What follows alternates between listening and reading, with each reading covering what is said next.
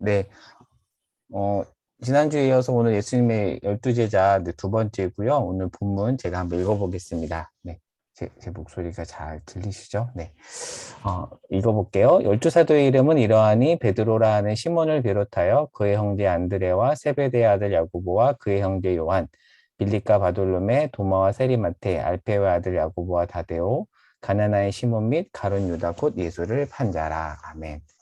어, 지난주 우리가 예수님 12제자 6명 살펴봤어요. 그래서 이름 다 기억하냐 했는데, 사실 저도, 이야기하라면 빨리빨리 답을 못 하거든요. 근데 생각해 보면, 사실 12제자 중에서 우리가 잘 아는 그런 이름도 있지만, 그만큼 좀 무명의 사도들이 많다는 것을 의미하기도 한 것 같습니다. 그래서 지난주에 그 얘기 나눴었죠. 무명한 자 같은 제자도 많지만 그들이 무명하다는 기준도 사실은 이 땅의 기준일 수 있다라는 거, 그런 것도 생각해 볼 수 있는 것 같습니다. 그래서 지난주에 한번 이 도표 봤었는데 오늘은 후반부에 나오는 지난주에 빌립과 바돌로메까지 살펴봤죠. 그래서 오늘은 네, 도마부터 마태부터 살펴봤는데요. 마태, 도마, 그 아래에 있는 제자들에 대해서 한번 간략하게 살펴보도록 하겠습니다.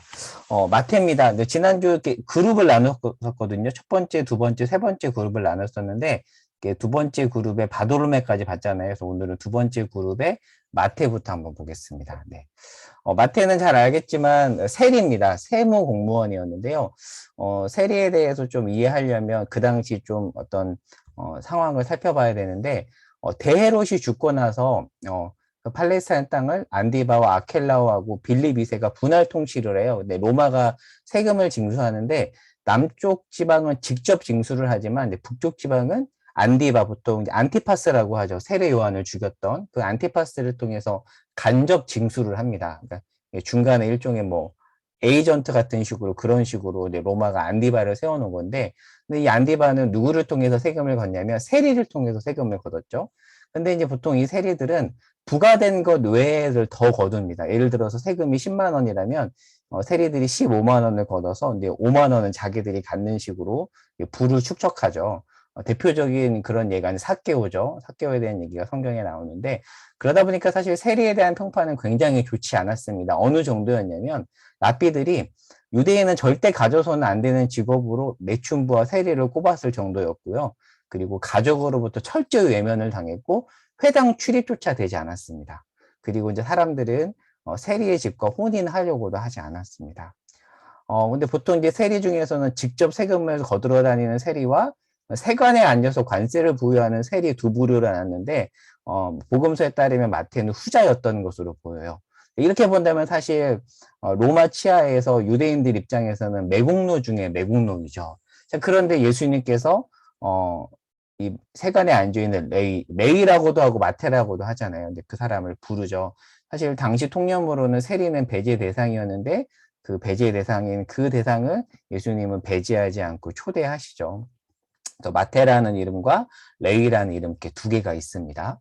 근데 레이라는 이름은 이제 연합이라는 뜻이고 마테는 여호와의 선물이라는 뜻입니다.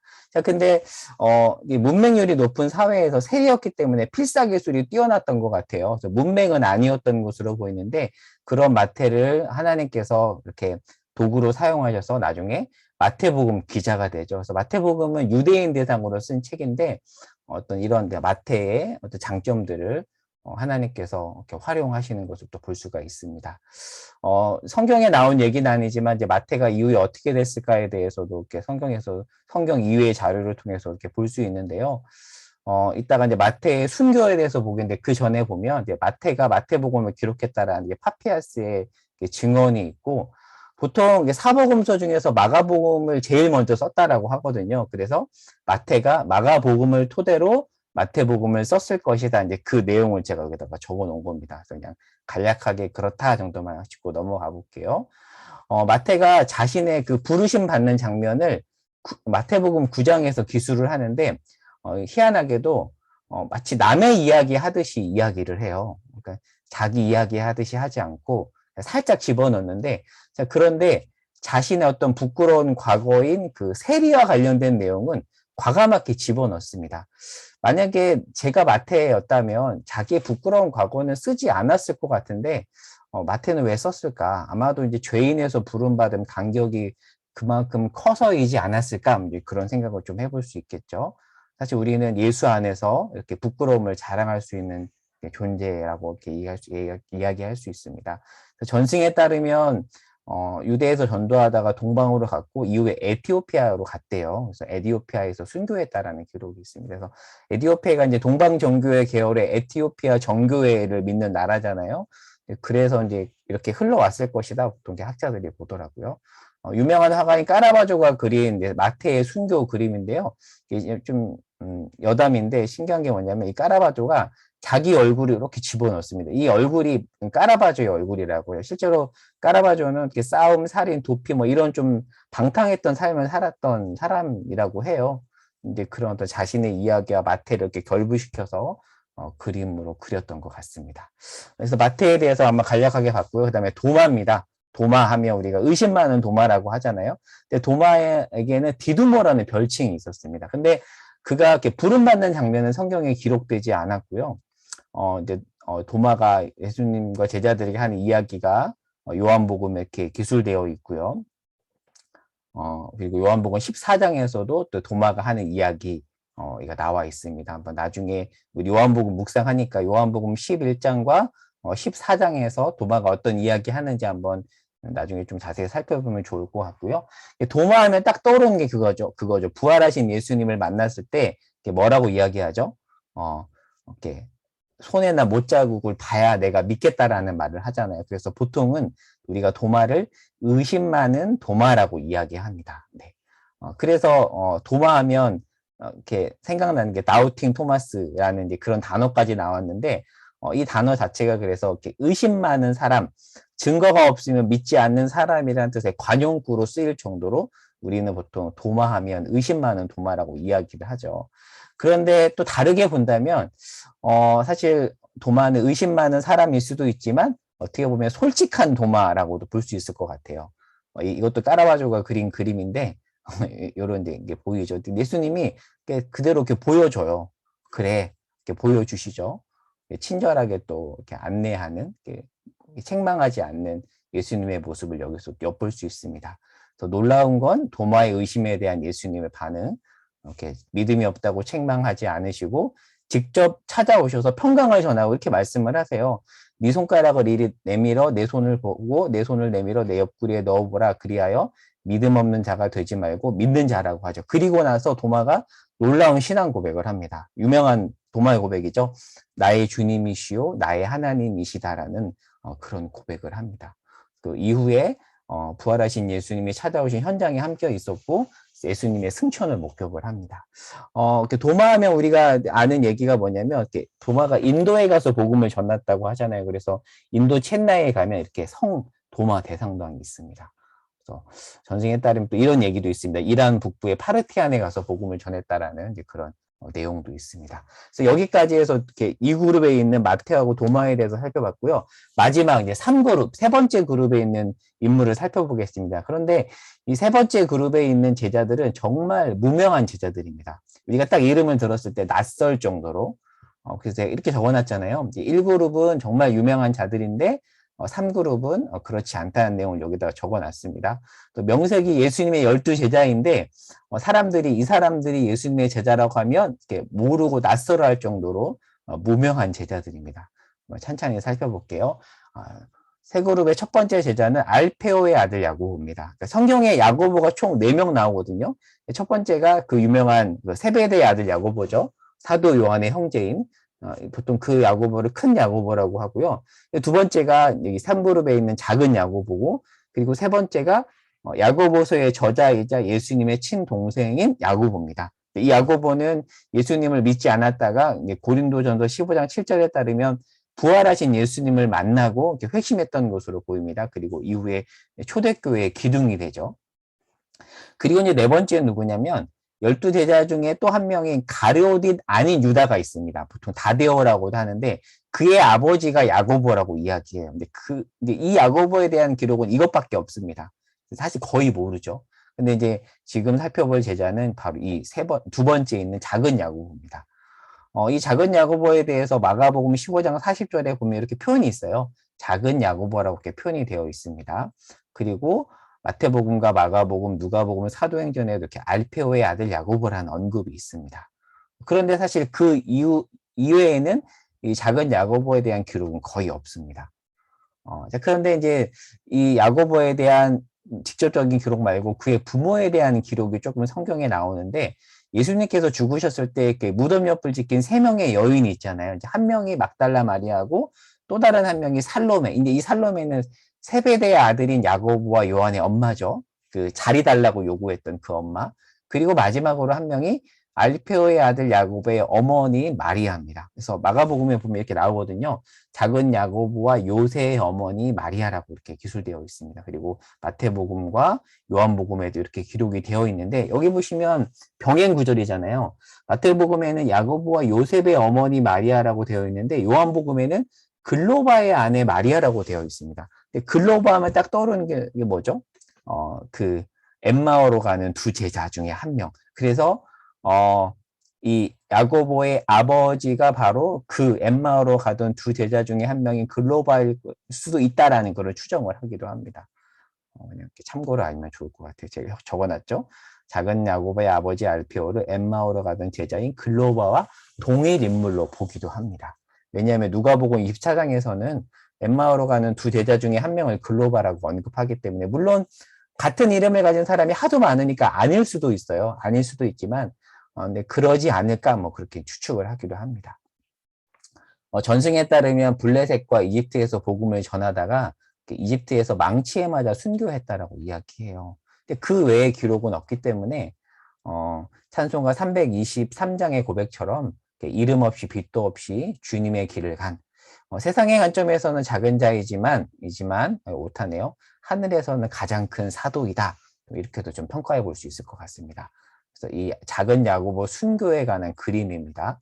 이렇게 망치로 이렇게 죽임당하는 모습이 이렇게 있죠.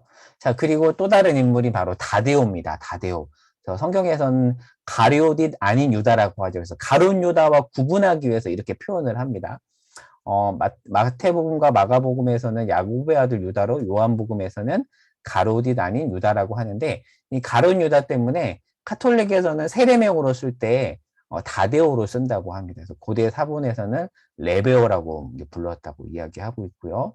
그에 대한 기록이 조금 이렇게 요한복음에 이렇게 나와 있습니다. 한번 나중에 요한복음 묵상할 때 찾아보시면 좋을 것 같고요.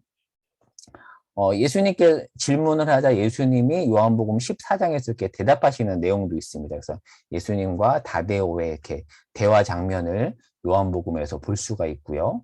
그냥 간단하게 넘어갈게요. 그래서 혹자는 유다서의 저자가, 유다서 있잖아요. 신약 마지막 부분에. 그 유다서의 저자가 이 가룟옷 아닌 유다인 이 다데오라고 하기도 하는데요. 카톨릭에서는 또 그렇게 보더라고요. 그러나 보통 우리 정통 기독교에서는 예수의 형제인 유다로 봅니다. 그래서 예수의 형제가 야고보도 있고 또 유다도 있잖아요. 그래서 보통 기독교 안에서는 그렇지 않다라고 이야기하고 있습니다. 신약 외경인 다데오 행전이 있는데 여기에 이제 그의 행적이 나옵니다. 제가 지난주 설명했죠. 외경이 있고 위경이 있어요. 위경은 이단 문서지만 외경은 정경, 그러니까 캐논은 아니지만 우리가 이렇게 역사 자료로 참고할 수 있는 그런 책들이 외경이어서 카톨릭 성경에 가면 외경들이 있습니다. 성경책 안에. 그리고 홀리바이블.or.kr 사이트에 가시면 그 공동 번역을 볼 수 있거든요. 그래서 공동 번역에는 카톨릭 외경을 좀 볼 수가 있습니다. 그래서 어떤 외경이 있는지 한번 궁금하신 분들은 그 부분을 좀 찾아보면 좋을 것 같고요. 이 다데오는 아르메니아와 커디스탄에서 복음을 전하다가 순교했다라는 그런 기록이 있습니다. 자, 그리고 이제 세 번째 그룹, 이제 또 한 명인 가나나인 시몬인데요. 보통 가나나인 시몬이라고 하지만 예전에 개역 한글에서는 가나 아닌 시몬이라고 되어 있는데 제가 볼 때는 오역으로 보여요. 정확히 얘기하면 가나나인 시몬입니다. 그렇다면 이 가나나인은 어떤 뜻인가? 영어 성경에 보면 셀롯이라고 되어 있거든요. 이렇게 질럿. 예전에 혹시 여기 계신 우리 형제님들은 스타크래프트 다 해보셨을 텐데 스타크래프트에 보면 질럿 나오잖아요. 이렇게 칼로 찌르는, 여기서 파생된 거거든요. 그 몸에다가 칼을 차고 다니면서 반동 분자들을 죽였던 그런 사람들을 열심당원이라고 하는데, 이 시몬은 열심당원 출신입니다. 그래서 여기 성경에서 각주에 보면 마태복음 10장 각주에 보면 열심당원이다라고 분명히 설명이 되어 있습니다. 근데 이 당시 유대 사회에 크게 네 그룹의 종파가 있었는데요. 첫 번째는 바리새인, 그다음에 사두개파, 그리고 광야에 살았던 에세네파, 그리고 열심당원이 있었는데 이 가나나인 시몬은 열심당원 소속이었다. 이렇게 그의 출신을 설명해 볼 수 있고요. 바리새파와 무슨 차이가 있냐면 바리새파는 그 물밀듯이 몰려오는 로마에 맞서서 어떻게든 말씀을 지키는 쪽으로 자기들의 정체성을 삼았다라면 이 가나나인 시몬 이 셀롯 당들은 약간 좀 폭력적인 방식으로 대항했던 약간 과격분자라고 좀 볼 수 있을 것 같습니다. 그래서 제가 여기 설명해놨죠. 스타크래프트에 나오는 질럿이 바로 이 셀롯 당 여기서 이렇게 파생된 단어입니다. 항상 이렇게 몸에 칼을 차고 다녔다고 해요. 자, 근데 재미있는 게 뭐냐면 12제자 중에서 마태가 있고 시몬이 있잖아요. 근데 아까 봤던 것처럼 마태는 세리예요. 매국노 중에 매국노입니다. 그런데 가나나인 시몬은 그와 정반대되는 입장이잖아요. 그러니까 일제강점기 시절로 본다라면 마태는 일종의 이제 친일파라고 볼 수 있고요. 시몬은 독립투사라고 볼 수 있습니다. 그러니까 어떻게 보면 완전히 반대되는 그룹이에요. 근데 정말 예수님이 왜 이렇게 했을까라는 질문이 나올 수밖에 없거든요. 만약에 이 둘이 한 공동체로 묶이면 서로 나쁜 놈이라고 할 수 있는 그런 사람들인데 왜 예수님은 이렇게 정반대되는 인물들을 한 그룹으로 묶으셨을까? 그런 질문을 해볼 수 있을 것 같습니다. 제가 그냥 생각거리라고 적어놨는데요. 사실 한 교회 안에서도 이렇게 정치에 대해서도 완전히 다른 입장을 가진 사람들이 있잖아요. 저는 얼마든지 있을 수 있다라고 보는데 근데 사실 그들이 한 공동체에 묶일 수 있는 것은 단 하나죠. 예수 그리스도죠. 우리는 어떤 정치적인 입장으로 묶이는 공동체가 아니라 그것과 상관없이 서로 다른 입장을 가졌다 할지라도 우리는 예수 그리스도로 이렇게 뭉쳐 있기 때문에 나와 의견이 다른 사람도 우리는 존중하고 같이 한 공동체로 갈 수가 있습니다. 자, 그래서 이런 생각을 해볼 수 있어요. 과연 그 두 그룹이 하나로 묶일 수 있을까? 가능할까? 사실 세상적인 관점에서 보면 가능하지 않다고 할 수 있지만 이렇게 묶었다라는 것은 가능하기 때문에 묶은 것이 아닐까 뭐 이런 생각을 좀 해봤던 것 같아요. 그렇다면 어떻게 가능한 것일까? 제가 한번 이렇게 적어 놔봤는데요. 이거는 끊임없는 싸움을 해 나가야 되는 것 같아요. 그러니까 나쁜 의미의 싸움이 아니라 늘 내 생각과 내 감정을 말씀으로 비춰보는 거죠. 그거를 해보면 내 생각이 어떤 하나님 입장에서 어떤 내가 가지고 있는 감정이 하나님이 원하시는 게 아니라면 또 그것들을 돌아보고 그런 어떤 끊임없는 작업을 통해서 하나가 될 수 있는 것이지 처음부터 하나가 될 수 있는 건 아닌 것 같습니다. 우리가 지난주 살펴봤던 것처럼 야고보와 요한도 굉장히 불같은 성격의 소유자였잖아요. 그런데 그 불같은 성격의 소유자를 하나님께서 사랑의 사도로 바꾸셨듯이 또 하나님께서 이것들을 이루기 위해서 이렇게 하신 게 아닐까 싶습니다. 제가 여기다 간단하게 일본 단기 선교 이야기라고 적어놨는데요. 제가 2007년도에 선교단체에서 아이들을 데리고 한 보름 정도 히로시마 단기 선교를 갔었는데 사실 한국 사람들은 일본 하면 가위바위보도 지면 안 된다라는 그런 선입견이 있잖아요. 그래서 일본이 선교지인가라는 생각이 제 안에 있었던 것 같아요. 근데 제가 일본에 한 2주 정도 있으면서 이렇게 마을 곳곳을 돌아다니면서 하나님께서 저의 어떤 그런 선입관을 깨는 시간들이 있었거든요. 그러니까 한국 사람 입장에서 보는 일본과 하나님이 바라보시는 일본. 저는 그 시간을 통해서 일본인을 사랑하시는 하나님의 마음을 뭐 다는 아니지만 아주 조금 배울 수 있었습니다. 내가 정말 이렇게 갖고 있었던 선입관들을 깨트리시면서 하나님의 마음으로 그들을 바라볼 수 있도록 하고 또 그들을 위해서 기도하도록 했던 그런 경험이 그때 있었습니다. 이제 교회라는 곳은 사실 그런 곳이죠. 내 생각으로 상대방을 바라보는 것이 아니라 하나님의 마음으로 상대방을 바라보기 위해서 기도하고 애쓰는 곳. 네. 그것이 이제 교회라고 생각을 합니다. 네. 가나나인 시몬에 대해서는 이제 전승에 따르면 이렇게 소아시아와 이집트, 영국에서 복음을 전하다가 십자가 처형을 당했다고 하고요. 다른 사도와 달리 그의 언행이나 행적에 대한 기록이 거의 없어요. 그러니까 무명의 사역자죠. 열심당원 출신이란 거 말고는 알려진 바가 없습니다. 이제 마지막 가룟 유다입니다. 가룟 유다 하면 뭐 우리가 너무나도 잘 아는 이름이죠. 사실은 유다란 이름은 영광스러운 이름이거든요. 예수님이 유다 지파잖아요. 야곱의 넷째 아들이 유다 지파 출신이기 때문에 유다란 이름은 굉장히 영광스러운 이름인데 이 가룟 유다 때문에 이렇게 오욕의 이름이 되었습니다. 이건 추천 도서인데요. 유다에 대해서 궁금하신 분들 한번 이 책을 한번 보시면 좋을 것 같아요. 이따가 제가 그 책 그림도 보여드릴 텐데 김기현 목사님이 쓰신 가룟 유다 딜레마라는 책에 보면 이런 말이 있습니다. 제가 한번 읽어볼게요. 유다 이름이 얼마나 악명 높은지를 여실히 보여주는 것은 비유대인들의 경우에는 그의 이름을 갓 태어난 아이, 심지어는 개 이름으로도 사용하지 않았대요. 근데 클라센 박사는 한 인터뷰에서 독일에서는 유다를 이름으로 사용하지 말라는 법이 있었다고 해요. 그래서 그만큼 유다의 이름은 그리스도인들과 서양인들에게 수치스러운 이름으로 기억되고 있습니다. 그런데 성경에 유다라는 이름이 굉장히 많아요. 다데오, 그리고 예수의 형제도 유다잖아요. 유다서의 저자인 유다도 있고, 그리고 뭐 바사바라 하는 유다도 있고, 그리고 다메섹에서 눈을 보지 못한 사울에게 집을 내준 유다도 있고, 그러니까 굉장히 흔했던 그런 이름이었던 것으로 보입니다. 자, 그러면 왜 가롯인가? 아마 이건 추정인데요.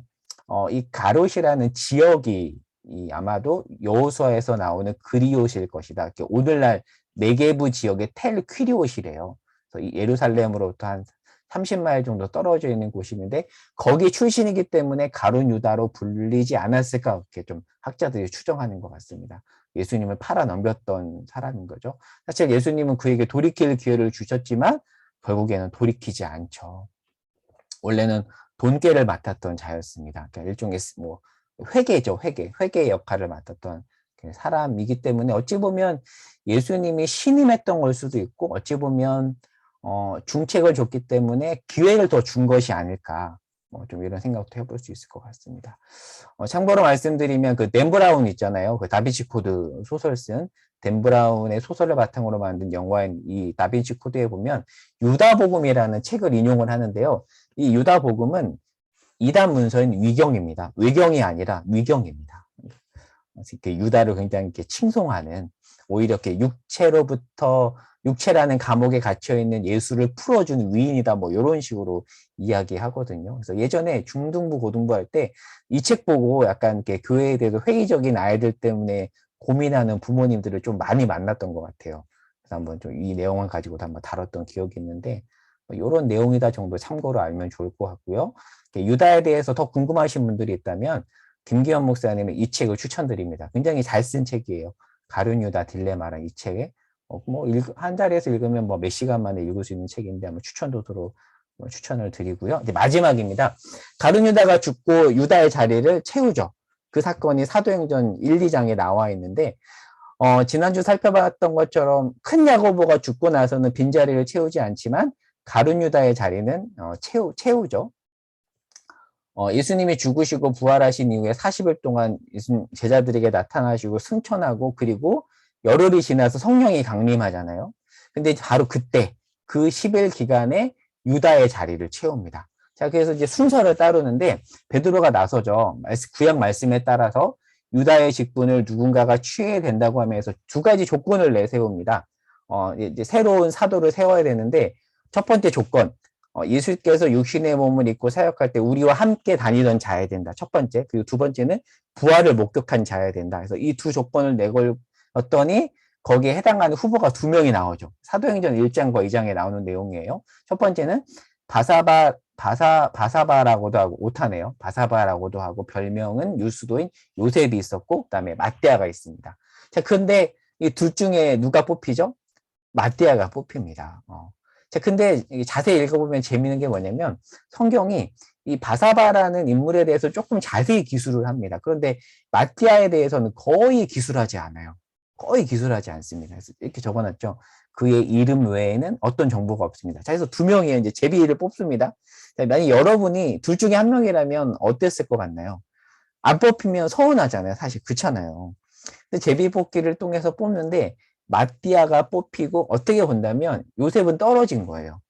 그래서 이제 캠벨 몰겐이라는 그 마틴 로이드 존스 목사님이 전임 사역자였던 캠벨 몰겐은 마띠아를 뽑은 건 잘못이었다라고 뭐 이렇게 평가하는데 이제 이 목사님이 평가하는 대부분 요즘 학자들은 이 평가 자체가 잘못됐다라고 이야기하기도 하거든요. 어찌됐건 둘 중에 한 명이 뽑히는 건데 제가 한번 예전에 이 본문 말씀을 묵상하다가 한번 이 내용을 좀 발전시켜서 설교한 내용이 있어요. 그래서 2018년 5월 9일에 제가 한번 수요 예배 때 이 내용 가지고 설교한 적이 있는데 한번 좀 그때 한번 내용을 좀 들어보셔도 이 내용에 대해서 조금 자세히 접해볼 수 있을 것 같습니다. 그래서 한번 그 내용을 한번 들어보시라고 추천을 드리고 오늘은 그냥 간략하게만 이야기하겠습니다. 그래서 이 부분에 대한 매일 성경 해설이 저는 좀 신기했어요. 이렇게 설명을 하더라고요.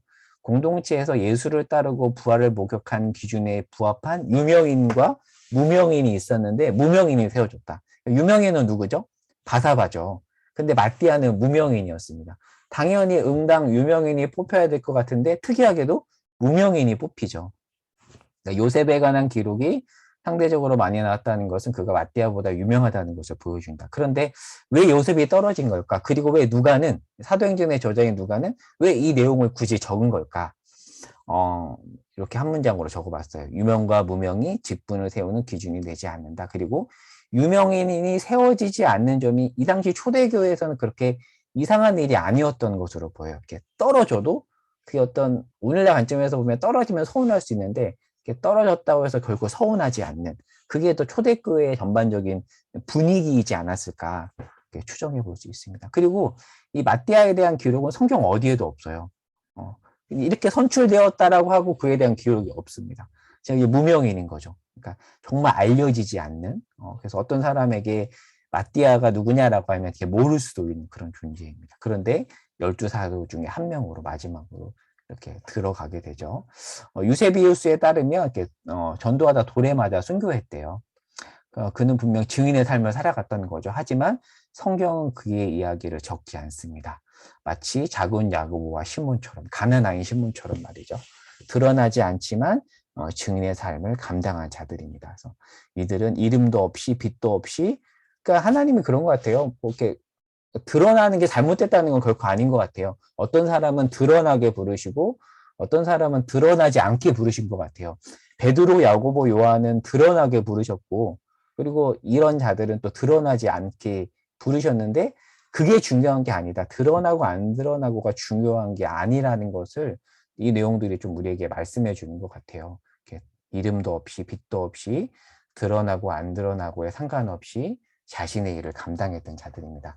신학교 졸업할 때 찬송가 그거 부르거든요. 이름 없이 빛도 없이 이렇게 자신을 드리겠다. 이렇게 부름받아 나서니 뭐 어디든지 가오리다라고 그렇게 찬송하고 졸업하지만 이렇게 저를 돌아보면 막상 이렇게 사역자로서 살아가다 보면 사실 그래요. 사람인지라 드러나고 싶어요. 진짜 그래요. 드러나고 싶고요. 저도 뭐 유튜버는 아니지만 이렇게 세가정보 내용들을 유튜브에 올리면 조회수를 봐요. 그래서 사람인지라 조회수가 많으면 좋죠. 당연히 좋죠. 근데 조회수가 없으면 사람들이 안 보나 보다 하면서 또 약간 이렇게 위축되기도 한 그게 사람이죠. 그런데 이런 말씀을 통해서 이렇게 저를 돌아보게 되는 거죠. 너가 무엇을 바라보고 하는 거니? 이렇게 이름 없이 빛도 없이 할 수 있겠니? 라는 하나님의 도전 앞에 이렇게 곧바로 네라는 답은 잘 안 나오지만 하나님 그렇게 할 수 있도록 애쓰겠습니다. 그렇게 할 수 있도록 도와주십시오라는 그런 기도를 하게 되는 것 같고요. 그래서 저에게는 어떤 이런 마띠아라는 인물들이 저에게는 좀 도전이 되는 것 같습니다. 네. 여기까지 이렇게 아주 간략하게 한번 정리해 봤는데요. 여기까지 내용을 바탕으로 제가 두 가지 소그룹 질문을 이렇게 만들어 봤습니다. 네. 첫 번째는 아까 나눴던 것처럼 마태는 매국노로 취급받던 세리 출신이었잖아요. 그리고 가나나의 시몬은 독립투사 같은 열심당원 출신인데 일제강점기 시절로 본다면 친일파와 독립투사가 한 공동체로 이렇게 묶인 거잖아요. 그냥 한번 우리가 약간 소설을 써보면 좋을 것 같아요. 둘은 어떻게 지냈을까? 과연 어떻게 지냈을까? 그리고 처음 만났을 때 어땠을까? 예수님은 왜 이 둘을 어떻게 보면 견원지간인데 이 둘을 한 공동체로 부르셨을까? 그냥 좀 자유롭게 이야기해보면 좋을 것 같고요. 두 번째는 가룟유다를 대신해서 나름 그래도 이름 있는 요셉과 이름 없는 마띠아 중에 마띠아가 제비뽑기로 이렇게 뽑히지만 그렇게 누군가가 떨어지는 일이 이 당시 공동체에서는 이상한 일이 아니었다라는 이야기를 했잖아요. 대체 초대교회 공동체는 어떤 가치관을 이렇게 공유한 공동체였길래 이런 일이 가능했던 걸까? 뭐 그런 이야기도 같이 저희가 나눠보면 좋을 것 같습니다. 네, 여기까지 성경 공부 내용을 살펴봤고요. 지금 3시 44분인데 지난주에 이어서 두 그룹으로 나눠서 한번 이 두 가지 질문을 가지고 또 서로 이야기해보는 시간을 갖도록 하겠고요. 그리고 시간이 조금 남으면 좀 기도 제목도 같이 좀 나눠보시면 좋을 것 같아요. 그러니까 시간이 너무 촉박하면 둘 중에 하나만 나누고 기도 제목, 각자 가정의 기도 제목을 같이 이렇게 나누고 그리고 이렇게 다 같이 모여보도록 하겠습니다. 지금 3시 45분인데 4시 10분이나 4시 15분까지 한번 이야기해 보도록 하겠습니다. 네, 제가 그룹을 나눠 볼게요.